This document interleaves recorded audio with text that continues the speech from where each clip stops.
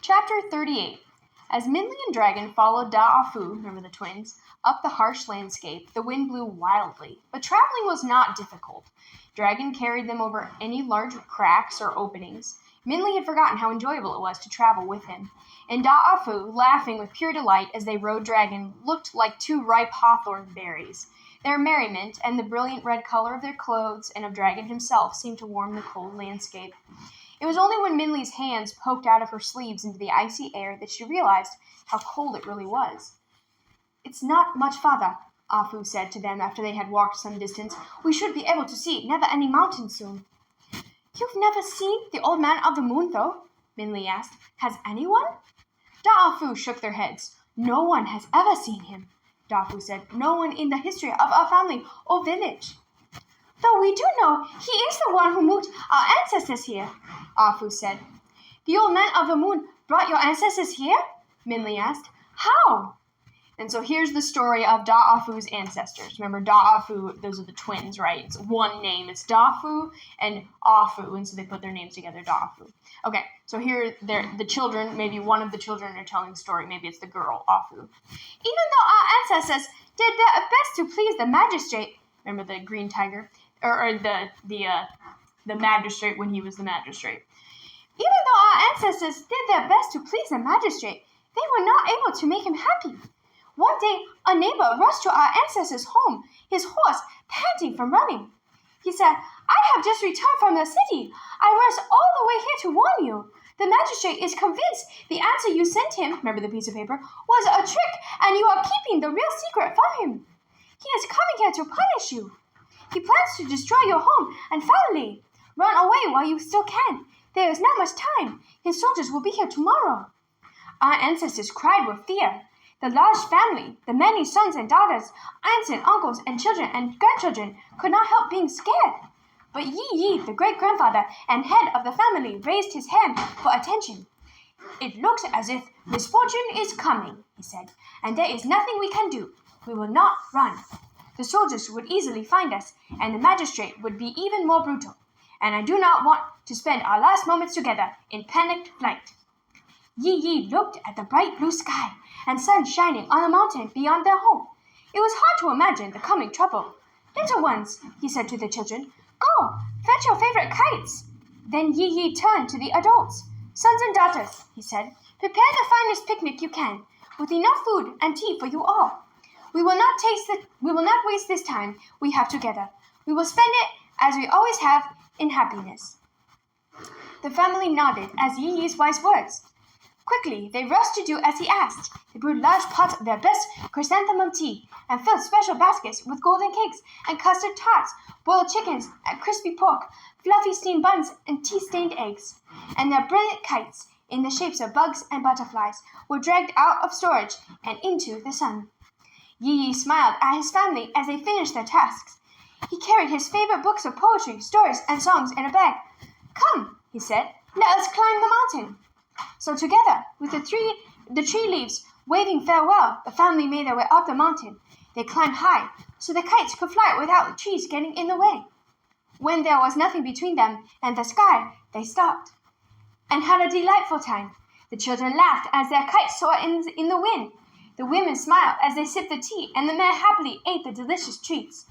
Yi recited poetry that made the women sigh, told stories that made the men gasp, and sang songs that made all the children join in. But all too soon, the day was ending. The moon was already rising in the sky when the children were told to wind the strings of their kites. 'Why bring the kites down?' an older boy asked. 'This will be the last time we will be able to play with them.' 'Yes,' a girl said. 'Let them fly for as long as they can.' So instead of bringing the kites in, they cut the strings. As the kites were freed, a strong gust of wind burst from the sky. One by one, the butterflies and dragons disappeared as if flying home to the moon. As the kites vanished from sight, there was a sad sigh. No one spoke, but they all wished for an escape from tomorrow's tragedy. Quietly, the family packed their belongings and began to climb down the mountain. They walked a long time, so long that the moon rose overhead, and they began to shiver with cold. 'Are we lost?' a child asked. 'This does not look like the way home.' 'That's impossible,' his mother told him. How can we be lost? There is no other direction than down. But the boy is right, Yi said. Look at the rock before us. We have climbed this mountain many, many times, yet I have never seen this rock or any rock of this type before.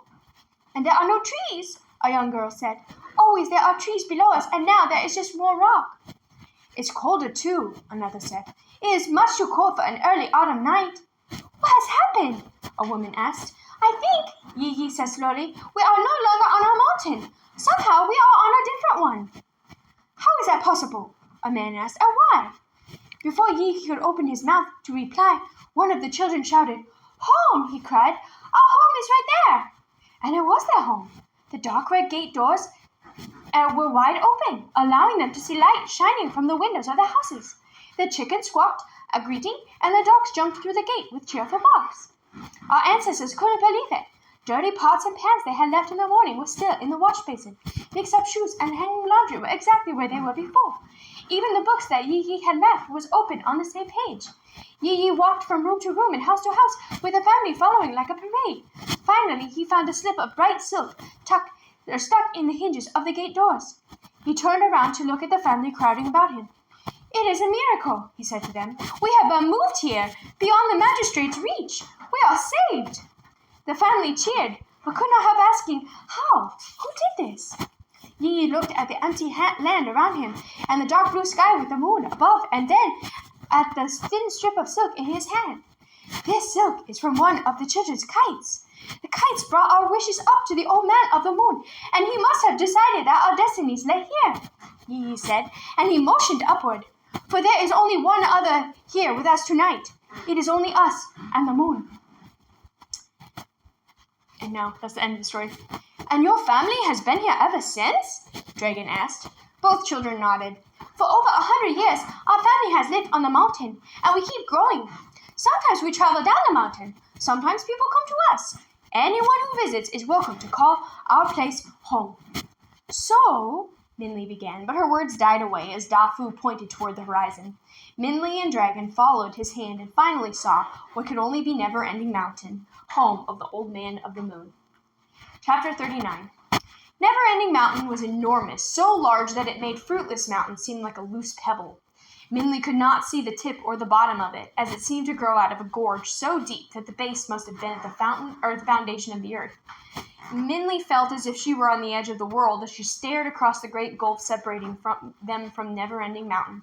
It stood before them like a piece of raw green stone towering forever into the sky and disappearing into silver mist. There it is, Dafu said. Never-Ending Mountain.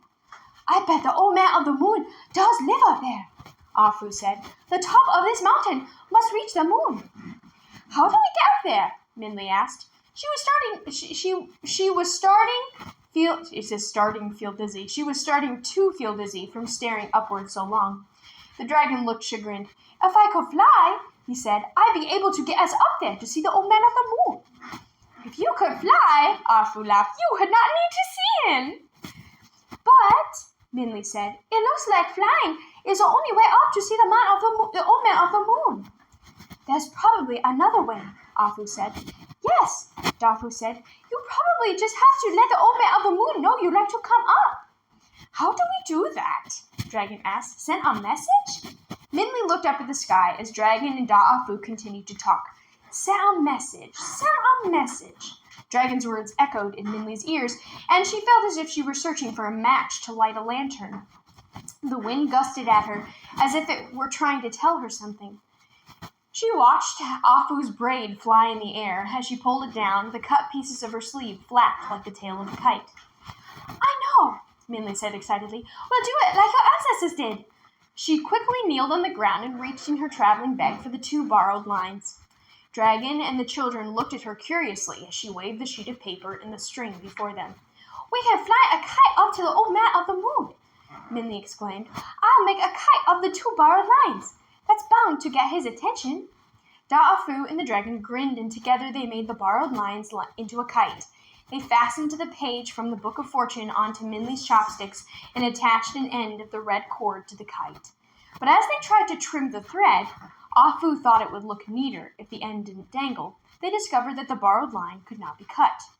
It is a string of destiny, Dragon said, as he tried again without success to cut the thread with his claw. Each of them in succession had tried to break it. Da-Fu even tried to snap it with his teeth. It is reasonable to think it is unbreakable. Well, we don't need to trim the string to make the kite, Minli said, but we can't cut that kite free to go to the moon. Just fly it until the string runs out, Da-Fu said, then let go. Minli nodded. It made sense. As they gazed at the wound coil, she said, amused, It won't take too long for the string to run out anyway. There is not a lot here. I just hope there is enough for it to fly, Ah-Fu said. So, with Da-Fu running, they began to fly the kite. Remember, when you're trying to get a kite in the air, you need someone to run with it, right? So with Da-Fu running, they began to fly the kite. As the kite rose higher and higher, Minli watched the coil of string in her hand. Is the string running out yet? Each asked over and over again, but Minli shook her head every time. The thread seemed to endlessly unwind, even as the kite climbed upward, becoming the size of a name chop mark. Becoming the size of a name chop mark. I don't know what that is. The string continued.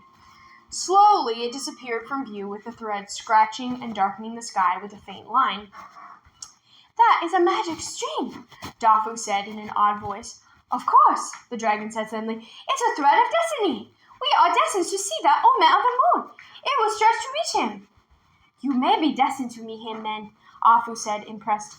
However, as she looked at the sky turning to night, she frowned. But we are not. Da-Fu, we should go back home. We have been gone too long. After the green tiger, we should try not to worry Amma and Agong so much. Do you have anything you want to ask the old man of the moon? Minli asked. You could change your fortune too. No, Da-Fu said, laughing. Why would we want to change our fortune? The children ran down the mountain, their laughter melting into the air. Minli shook her head in confusion, but waved goodbye. As Minli watched them turn into figures of shadows, seeming to dance toward their home and village, she thought of her own Ma and Pa waiting for her in her home far away.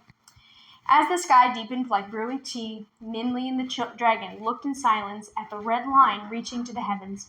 But just as the moon rose in the darkness, Minli felt a sudden jerk on the string. It began to strain and bend. Something's happening, she cried out. Pull the kite in, Dragon said. Bring it back. Something has changed, Minli said as she strained and pulled. It's heavy now. The dragon reached above Minli's head and grabbed the cord. Together they pulled and dragged. As they strained, Minli wondered if they were bringing down the moon itself. But there seemed to be no end to the string. As they wound up the string, it seemed to get thicker and thicker, and when the string became the width of Minli's little finger, a strange clattering, like a wooden wind chime, filled the air. Something has happened to the string, the dragon gasped between heaves. And something strange had happened. The thread, which was really now more like a thick silk rope, seemed to have divided itself into a long, strange web, reinforced with bamboo stalks. As the endless U-shape came toward them, Minli gasped. The string, Minli panted. It's a bridge. So it turned into a bridge. No way. Oh, that's the end of the chapter. Bummer.